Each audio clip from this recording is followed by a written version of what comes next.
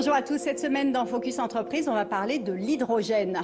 Premier des éléments dans le tableau de Mendeleïev, il est présent partout sur Terre. Il est même l'élément le plus abondant. Problème, il n'existe pas à l'état pur, car s'il est présent dans l'eau, il est tout autant dans les hydrocarbures.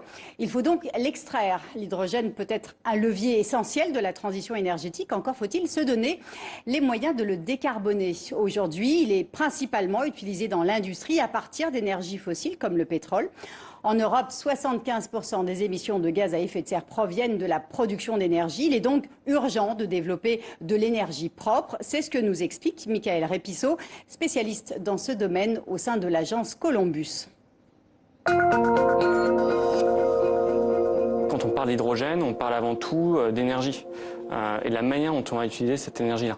On va utiliser l'hydrogène dans les procédés industriels. Aujourd'hui, ça représente 99% de la consommation. On utilise de l'énergie fossile pour pouvoir produire de l'hydrogène. Donc aujourd'hui, l'hydrogène qu'on produit n'est pas décarboné. Demain, il faudra le faire avec des moyens de production renouvelables. Donc typiquement du solaire, vous allez récupérer de l'énergie solaire et de l'énergie éolienne pour le transformer en hydrogène et produire cet hydrogène de manière renouvelable. Après, pour vraiment démocratiser cette part hydrogène, le mieux, c'est d'abord de mettre en place l'infrastructure, ce qui a été fait sur les véhicules à batterie, typiquement. On avait d'abord mis en place l'infrastructure.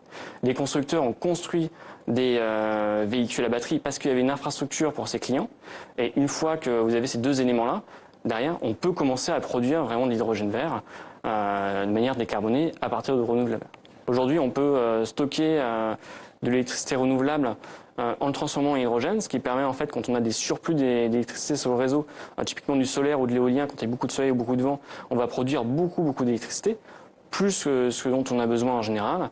L'idée, c'est de pouvoir récupérer ce surplus-là, le stocker sous forme d'hydrogène, puisque l'électricité est peu stockable sous sa forme vraiment d'électricité, donc on le stocke en hydrogène, et quand on en a besoin, on va restituer au réseau, quand il n'y a pas assez de vent ou alors quand il n'y a pas assez de soleil, on va restituer au réseau sur cette partie-là de l'électricité à partir d'hydrogène. L'Union européenne prévoit d'investir, il faudrait en tout cas investir pour arriver à industrialiser ça, entre 170 milliards et 410 milliards dans l'hydrogène à l'horizon 2050. Donc en gros, ça fait, si on fait une moyenne, ça fait à peu près 10 milliards par an pendant 30 ans.